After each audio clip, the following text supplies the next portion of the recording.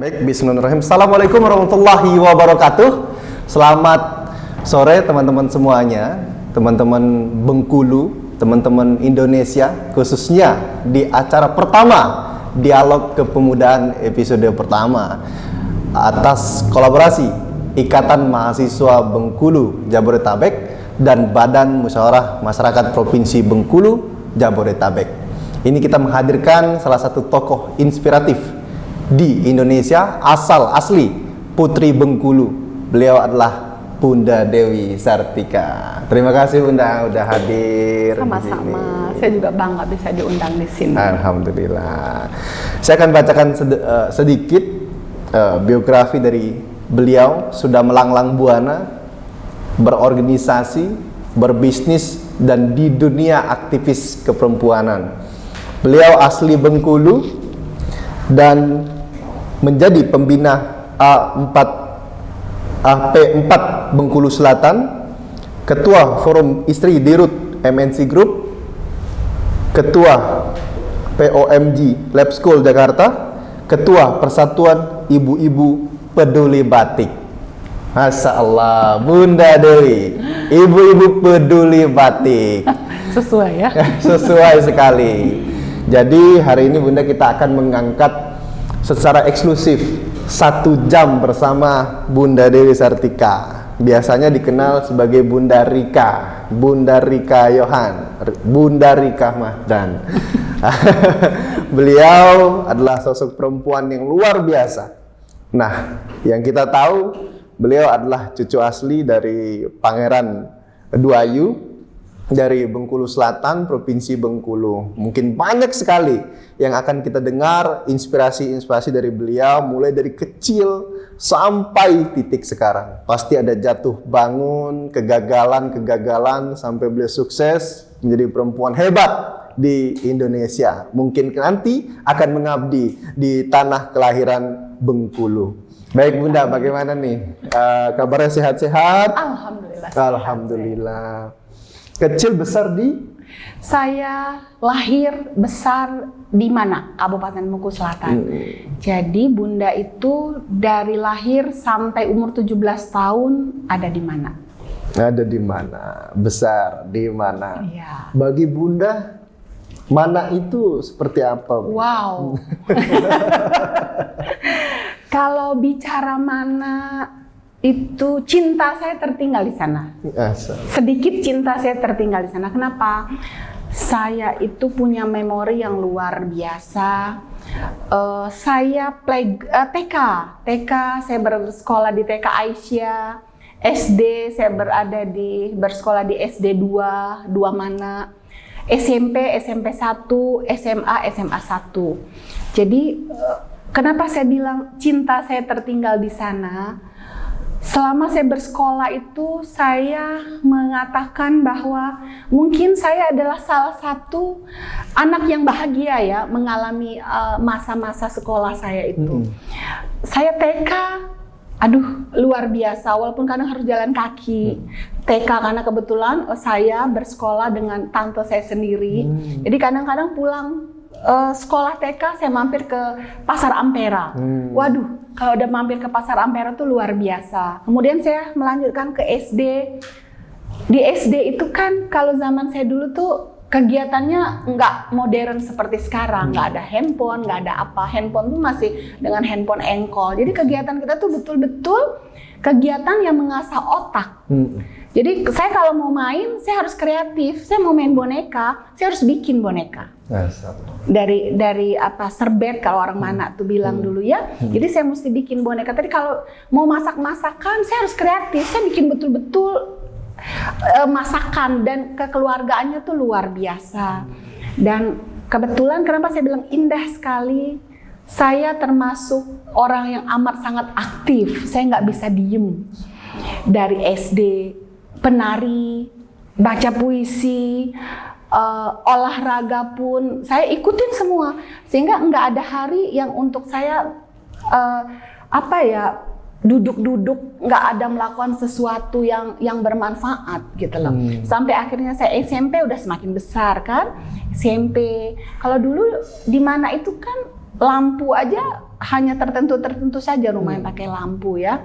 Jadi kita tuh malam-malam kalau maghrib kegiatan kita diisi dengan mengaji bersama. Biasanya tuh abis asar tuh kita pulang maghrib, azan maghrib kita udah mulai mengadakan pengajian. Pokoknya kalau nggak ngaji itu pokoknya nggak keren aja zaman itu ya. Nah terus kegiatan SMP dulu saya beruntung sekali ya. Saya punya lingkungan yang baik, saya punya guru-guru yang baik. Karena setiap kegiatan, saya mungkin orang yang beruntung, bukan orang yang cerdas, orang yang beruntung. Setiap kegiatan pasti ada saya, dan itu memberi pembelajaran bagi saya tuh, nggak pernah setiap hari itu duduk tanpa menghasilkan sesuatu. Harus menghasilkan sesuatu.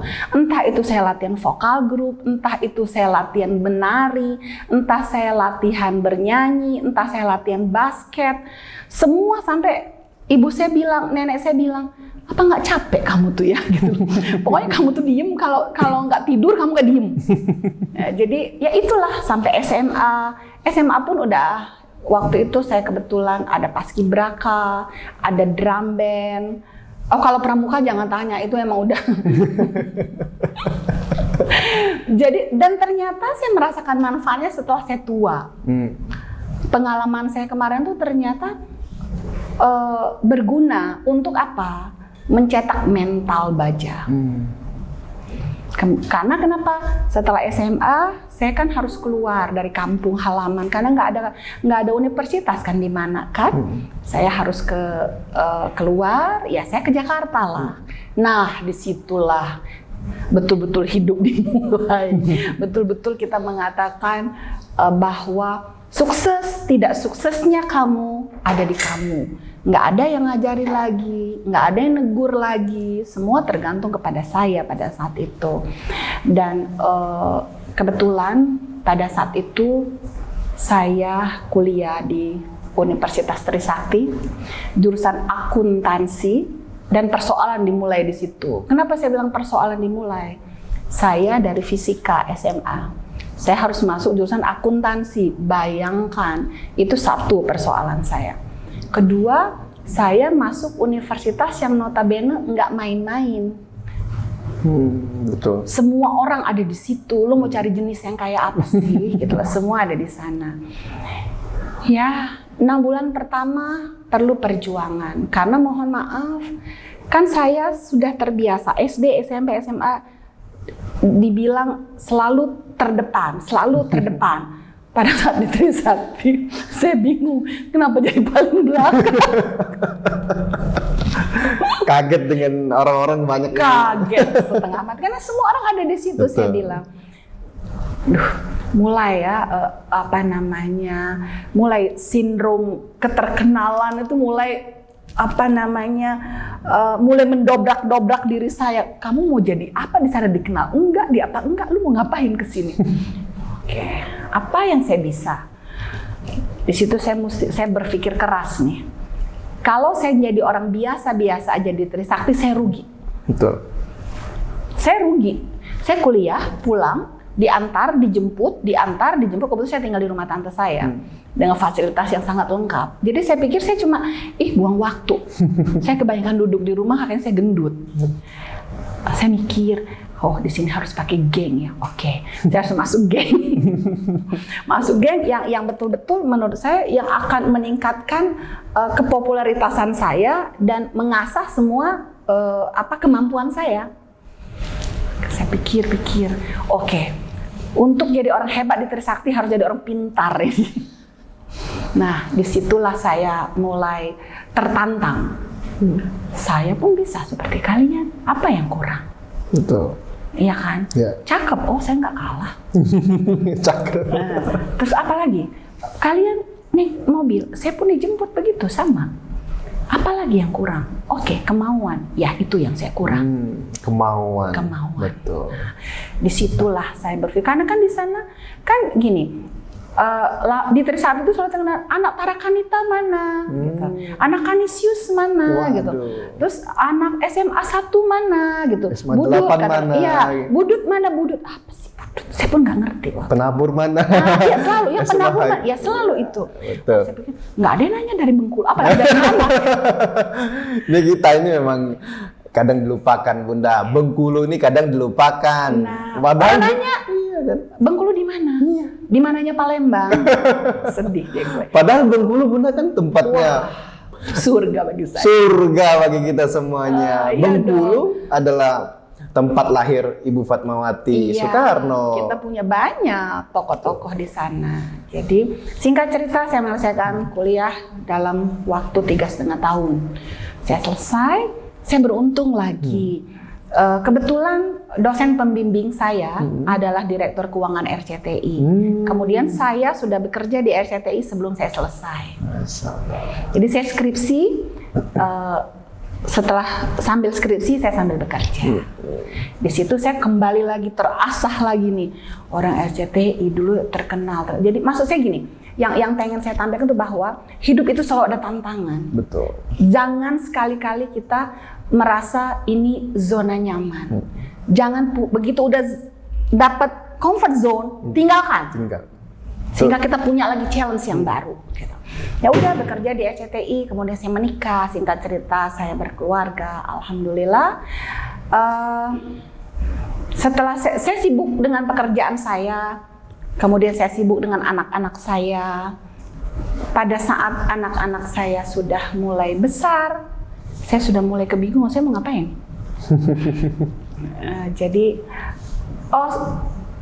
Tapi setiap saya punya waktu luang, saya pasti pulang. Saya pasti pulang. Ke Bengkulu. Kemana? Kemana lebih Tidak tepat? Kemana? Kemana lebih tepat? Bengkulu cuma lewat. Siap. Jadi begitu nyampe kemana? Kemana? Jadi udah saya mengamati, walaupun saya tidak di mana, tapi saya mengamati situasi. Saya punya keluarga, saya punya saudara banyak sekali. Jadi semua, alhamdulillah pemimpin di mana dari zaman saya meninggalkan kota Mana sampai saya hari ini, saya hafal dan saya dekat. Oke. Jadi yang Mana kan kota kecil. Siapa mau jadi pemimpin pasti kerabat kita. Mana kota kenangan? Nah, gini, kalau sekarang Mana kota impian. Mana kota impian? Kalau kenangan nanti kita tinggalkan hanya kenangan saja. Tahu mana kota impian? Nanti kan biasa pas masuk kemana kan ada tulisan besar nih, Mana kota kenang. Kita ubah nanti Mana kota impian. Impian bagi seluruh masyarakat Indonesia yang menginginkan datang ke sana, Bunda kira-kira kan kita banyak wisata. Waduh, wisata kita tuh luar biasa. Kita punya pantai panjang di Bengkulu. Betul. Kita punya pantai-pantai indah sekali di Kaur. Betul. Waduh. Linau, Laguna, Waihawang. Luar biasa. Saya pernah bawa teman-teman saya dari salah satu stasiun TV dan mereka bikin dua episode acara untuk khusus pantai-pantai di Linau. Wow, luar biasa. Hanya belum tersentuh dan kalian lah nanti akan Insya Allah, Bunda dulu. Kalau kita masih lama. Oke Bunda, menarik sekali nih teman-teman semua sampai tidak bisa diam dan harus menghasilkan sesuatu. Jadi menghasilkan karya terus, karya-karya. Nah, saya menarik ada boneka itu. Nah, boneka-boneka itu dulu Bunda jual atau berbisnis juga, berdagang atau bagaimana tuh? Tidak. Atau dibuat saja untuk pribadi? Gini, karena dulu saya punya halaman yang luas kan. Jadi dulu nenek saya punya, saya tuh ajarannya apa ya, kolonial tapi gimana lah gitu ya. Saya tuh dulu tidak boleh keluar dari halaman, tidak boleh bermain sembarangan karena saya anak perempuan. Jadi saya harus kreatif. Saya mengundang orang-orang sekitar rumah saya main dengan saya. Jadi rumah saya selalu ramai setiap hari. Semua orang, apapun mau main apa, main masak-masakan, mari kita bikin masak-masakan, boneka-bonekaan. Jadi cara saya memancing orang biar mau main ke rumah saya harus kreatif. Betul. Jadi saya punya boneka loh, ayo main. Nah, mereka datang. Saya punya masak-masakan, kita masak ini yuk, kita coba. Mereka datang. Jadi setiap hari rumah saya selalu ramai dengan teman-teman saya, minimal 5 orang. Tuh dari mulai saya pulang sekolah sampai kita menjelang asar, karena asar pasti kita sudah harus pulang, udah harus siap ngaji, siap segala rupa, itu selalu main di rumah. Itu boneka-boneka itu saya bikin untuk memancing teman-teman biar tertarik main dengan saya. Aduh, memang dari kecil sudah menjadi magnet Bunda Rika ini, menjadi magnet buat teman-teman semuanya, bermanfaat karena memang hadis mengatakan manusia yang baik itu adalah manusia yang bermanfaat gitu Bunda. Jadi Bunda sampai detik pun hari ini juga masih banyak sekali memberikan manfaat-manfaat. Apalagi perjalanan Bunda dari kecil sampai sekarang memorable sekali, penuh kenangan sekali, bahkan penuh impian. Penuh impian. Jadi Bunda sekarang sibuk di organisasi gitu kan, banyak pengabdian juga gitu. Sampai detik ini mungkin banyak sekali rintangan, Bundanya ancaman, tantangan. Kira-kira Bunda ada nggak yang hal-hal yang kira-kira dulu pernah saya out of comfort zone gitu sehingga membuat saya gagal berkali-kali dalam mencapai impian saya, mimpi saya, pasti ada itu dalam kegagalan. Coba mungkin bisa cerita dengan teman-teman kegagalan apa dan bagaimana mengatasi kegagalan itu. Oke, gini, sebenarnya sebagai saya bilang tadi bahwa cinta saya tertinggal sebagian di mana. Kenapa saya katakan cinta saya tertinggal? Saya cinta sekali daerah itu. Mungkin sama lah bagi kita. Kenapa saya bilang khusus spesial sekali mana? Karena saya kebetulan hidup di masa-masa pemimpin Bengkulu Selatan. Saya mengalaminya dari kecil. Jadi otomatis memori saya sudah ngerekam. Betul. Oh, suasana tuh indah tuh begini ya, memimpin. Jadi saya udah punya role model seorang pemimpin daerah tuh begini loh gitu. Karena saya ngalamin beberapa orang, jadi saya ngelewatin. Jadi suatu saat 10 tahun yang lalu saya pernah diminta untuk pulang. Kemana? 10 tahun 10 berarti tahun yang 2012. Yes. Nah, Oke. Tapi saya masih muda, 42 tahun. Energik dan muda. Oh, belum. Jadi saya masih punya. Saya bilang saya nggak mau pulang karena saya pikir saya masih semangat bekerja dan anak-anak saya masih kecil. Karena bagaimanapun saya pikir saya akan mempertanggungjawabkan tugas saya sebagai ibu dan istri. Itu pasti. Yang lain-lain itu hanya bonus. Betul. Kalaupun saya bisa berkiprah, ya saya lakukan. Tetapi pada saatnya Allah akan menuntut saya 2 peran itu. Betul. Ibu dan istri. Jadi saya nggak bisa kesampingkan itu. Jadi apapun penawaran orang, saya selalu katakan tidak kalau untuk serius. Tetapi apapun bisa saya lakukan, apapun bisa saya bantu demi untuk Bengkulu Selatan maju dan merdeka. Ya. Jadi sembari 2012 sampai 2017 anak saya sudah besar, sudah gede, saya punya 3 putra. 3 putra. Putra semua nih. Padahal saya ada putri enggak? Kalau boleh lah ya. Jadi saya kebetulan saya udah agak free. 2017 itu anak saya sudah mulai SMA, yang kecil udah kelas 2 SMA. Saya pikir, dan saya pun sudah berhenti bekerja. Saya sudah berhenti berkarir ya. Saya full time mom ya, jadi saya hanya ngurus anak, istri dan beberapa organisasi karena saya harus aktif, harus ngebantu suami.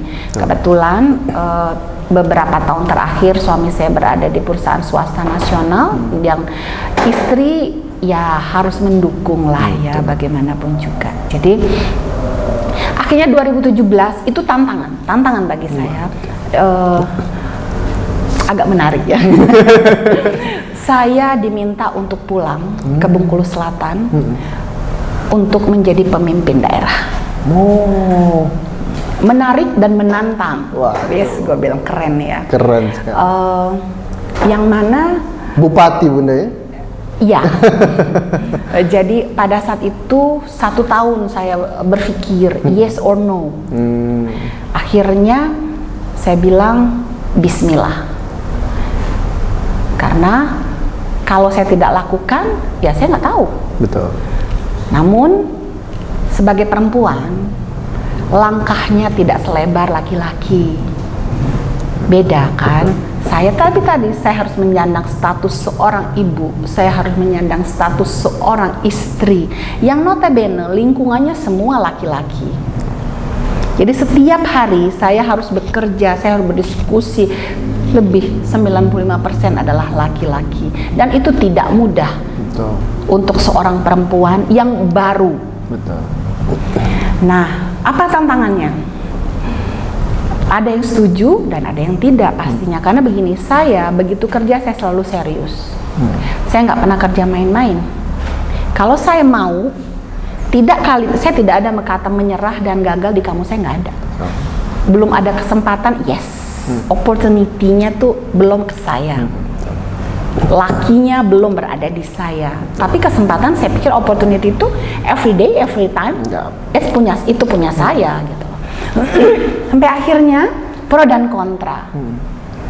Pro dan kontra saya tidak peduli. Tujuan saya lurus ke depan. Saya hanya pengen melihat bahwa sebelum itu saya berpikir saya uji coba dulu dong. Orang cinta nggak dengan saya nih? Betul. Ya kan? Yeah. Jangan sampai disuruh. Saya coba setahun dan ternyata saya nyandu. Nyandu sampai akhirnya saya sudah tahu culture politik tuh, saya sudah tahu, saya belajar. Learning by doing. Saya belajar.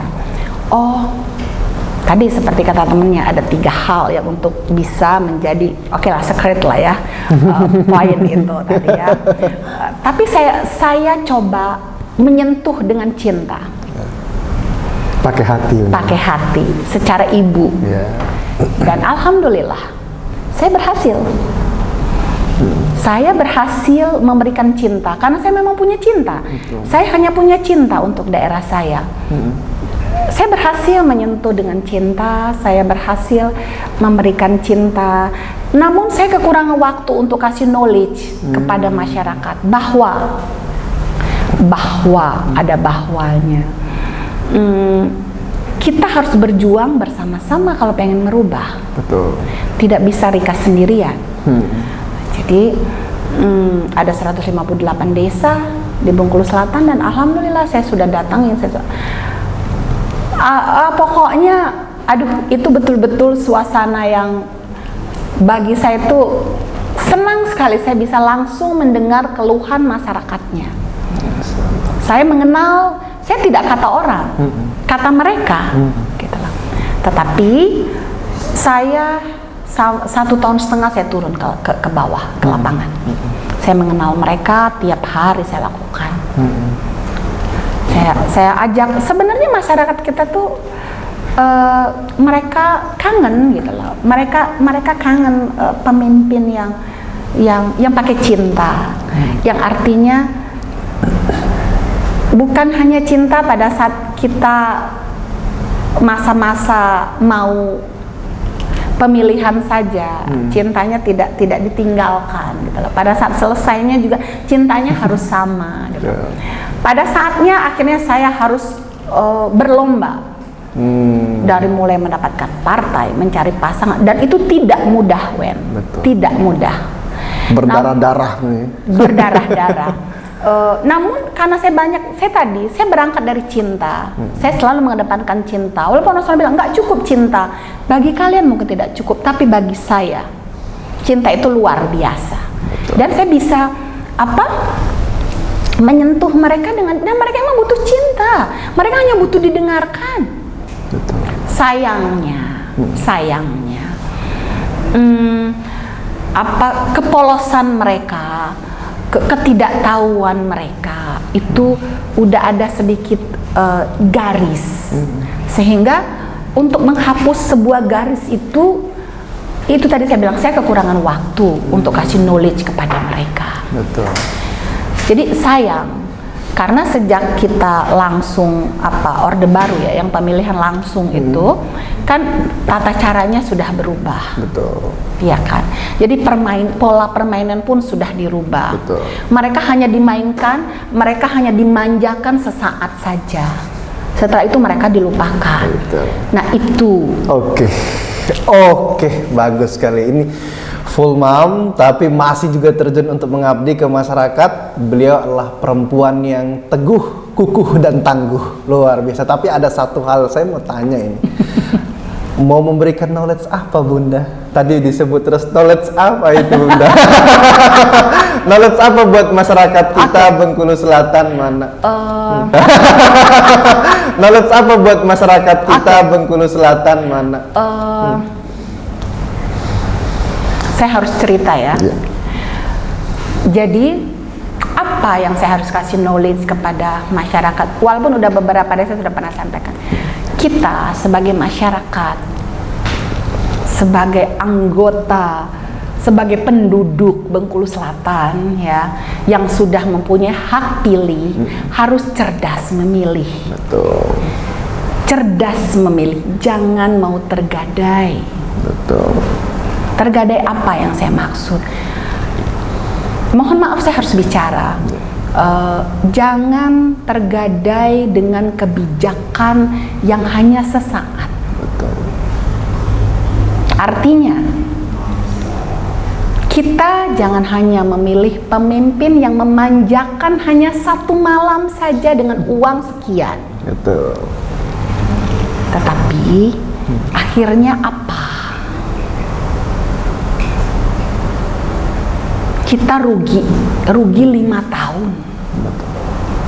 Tetapi saya bilang kembali lagi, culture masyarakat kita kan pengetahuannya sangat minim. Mereka tidak mengerti. Pendidikan politik nggak dapat pun. Nggak ada. Kadang nggak mengerti visi misi itu apa. Mengerti. Mereka pikir inilah yang baik. Betul. Mereka dapat sesuatu habis dalam 3 hari. Jazet, Betul. selesai. Setelah itu mereka mengeluh. Saya kalahnya di situ. Jadi uang mengalahkan cinta. Yes. Tetapi Uang mengalahkan cinta. bagi saya saat itu saya kalah. Sementara waktu. Oke. Sementara waktu saya kalah. Tapi saya yakin cinta itu luar biasa, kuat dan dalamnya. Dan saya masih punya itu. Siap. Oke, luar biasa. Jadi Bunda memiliki cinta yang sangat dalam, bahkan paripurna ya Bunda. Kayak sidang paripurna, luar biasa. Mungkin nanti Bunda akan melanjutkan perjuangan, akan menumpahkan lebih banyak cinta-cintanya kepada masyarakat Bengkulu Selatan mana. Kira-kira apa mimpi terbesar Bunda nanti ketika memimpin atau diamanahkan atau mengabdi seperti apapun dalam bentuk apapun? Satu, saya kepengen masyarakat Bengkulu Selatan itu merdeka. Merdeka. Kenapa saya katakan merdeka? Saya pingin seluruh rakyat Bengkulu Selatan mempunyai hak dan kesempatan yang sama untuk berkarir di bidang manapun, tidak pakai tanda petik. Itu yang pertama. Karena saya ngelihat banyak sekali anak-anak yang punya potensi tinggi, tetapi sayang mereka tidak punya amunisi. Logistik. Tidak punya. Untuk makanya saya bilang indah sekali zaman-zaman saya kecil, indah sekali zaman itu gitu loh. Apa sih yang kalian kepengen? Oke, anak-anak muda pengen, katakanlah kalau di daerah kita di Bengkulu Selatan itu yang mereka anggap kerja itu hanya pegawai negeri. Itulah yang mereka anggap bekerja. Sukses itu benar ya? Iya. Begitu sudah lulus kuliah, pulang ke kampung jadi pegawai negeri, itulah sukses. Sukses. Menantu idaman Bunda. Ya kalau udah pegawai negeri keren deh. Mindset itu yang mau saya rubah satu. Betul. Kedua, probability. Jadi gini, sarjana yang berhasil dari Bengkulu Selatan itu setiap tahunnya udah berapa banyak, Wen? Berapa banyak mereka, dan semua bisa dibilang pengangguran. Mereka hanya tidak pernah terbersit di pikiran mereka untuk menciptakan. Kan saya selalu pesan ke anak-anak Create new something. Mereka nggak ada nothing tuh dalam Nothing, pikiran mereka. Mereka yang berpikir selesai pegawai negeri atau pegawai bank lebih keren lagi dikit. Hanya itu, mindset itu yang mesti kita rubah. Itu yang selalu saya suka dialog sama anak-anak. Ayo nak, kita manfaatkan. Bank, ada bank Mandiri, ada bank BNI, ada bank apalagi di Mandiri, BNI, BRI. Mereka punya dana-dana CSR. Ayo dong, kita manfaatkan dong. Betul. Itu. Saya bilang, itu semua mereka nggak tahu. Jadi kalau Bunda pulang, satu lagi saya bilang pengen punya masyarakat yang merdeka. Merdeka artinya dari setiap pelosok, dari dusun-dusun yang ada di mana, semua punya kesempatan untuk menjadi pegawai negeri. Harus. Kedua, mereka harus punya banyak pengetahuan. Gimana? Digugah, dibuka. Betul. Dikasih kesempatan. BLK kita jalankan. Jadi sehingga banyak anak-anak muda kreatif yang akan bermunculan. Dengan banyaknya anak muda kreatif, ekonomi kita juga akan lebih bagus. Betul. Makanya saya selalu pesenin, kalau kalian kuliah, jangan cuma duduk di bangku kuliah, kemudian kalian pulang, curi apa yang ada di situ dan bawa pulang.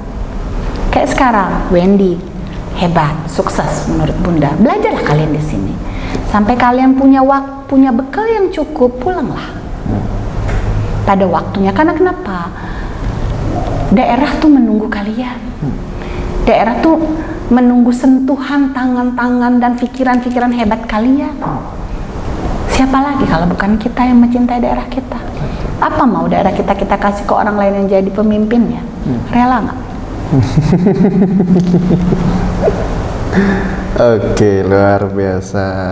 Merdeka menginginkan masyarakat Bengkulu Selatan yang merdeka secara finansial, merdeka secara pendidikan, merdeka secara budaya, merdeka secara agama, bahkan merdeka secara kesempatan juga. Jadi merdeka ya, free for opportunity gitu, all opportunity gitu kan. Jadi luar biasa sekali. Perempuan tangguh, kukuh, teguh, bahkan insya Allah Bunda, kita sebagai, saya mewakili kawan-kawan mahasiswa Bengkulu Jabodetabek, khususnya Bamus Bengkulu Jabodetabek, sudah izin saya dengan Ibu Ketua Umum Dr. Lilian Anggreni. Sampaikan salam saya untuk Ibu Ketua Umum. Ya, dan sudah izin juga dengan Laksamana Faisal Manaf, Ayahanda, untuk mendukung program seperti ini. Dan kita juga difasilitasi oleh salah satu tokoh Bengkulu yang punya ini Bunda. Punya perusahaan besar, mungkin boleh saya sebut buat endorse sedikit, Blue Star Media, BSM Entertainment, sudah punya aset 150-an, luar biasa sekali. Beliau adalah orang Kedurang Kaur asli. Saya minta beliau hadir nanti ketemu dengan Bunda juga. Beliau masih di Cibinong. Beliau yang support di sini dan gratis untuk kawan-kawan mahasiswa Bengkulu di Jabodetabek. Markas kita, kumpul kita di sini Bunda. Dan ditambah kehadiran Bunda, punya niat itikat baik untuk membangun Bengkulu Selatan, mana nanti insya Allah bisa terwujud Bunda. Amin. Bahwa saya punya prinsip, Umar bin Khattab pernah berkata, aku nggak khawatir, kata Umar bin Khattab, apa yang melewatkanku itu bukan untukku, bukan milikku. Apa yang tidak melewatkanku itulah untukku dan itulah milikku. Walaupun ada firman Allah mengatakan, tidaklah saya merubah nasib suatu kaum kecuali kaumnya sendiri merubahnya. Artinya kita diharuskan ikhtiar maksimal, biarkan doa bertarung di langit. Alhamdulillah. Masyaallah teman-teman semuanya, itulah dari Bunda Rika Yohan. Mungkin terakhir Bunda, ada yang ingin disampaikan oleh masyarakat Bengkulu di Jabodetabek, khususnya masyarakat Bengkulu, dan wabil khusus lagi masyarakat di Manak Bengkulu Selatan yang sangat Bunda cintai, dan mungkin masyarakat menunggu kehadiran Bunda nanti insya Allah akan pulang ke Manak Bengkulu Selatan untuk mengabdi. Silakan Bunda, pesan dan kesan terakhir. Aduh, apa ya?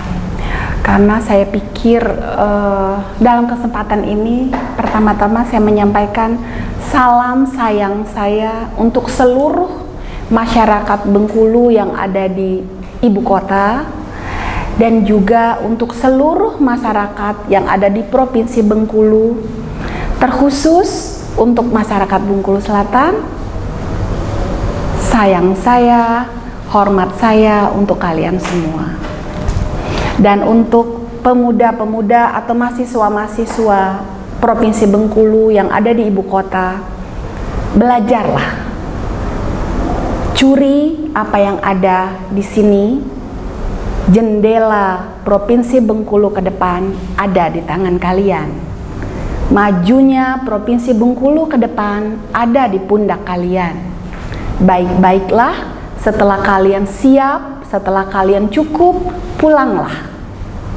Itu saja, semoga kita semua sehat dan bahagia. Amin rabbal alamin. Semoga kita selalu dikuatkan dan disehatkan Bunda Rika. Inilah Bunda Rika, salah satu perempuan yang kukuh, teguh dan tangguh. Mungkin cukup saja podcast kita 100 tokoh Bengkulu inspiratif di dialog kepemudaan episode pertama.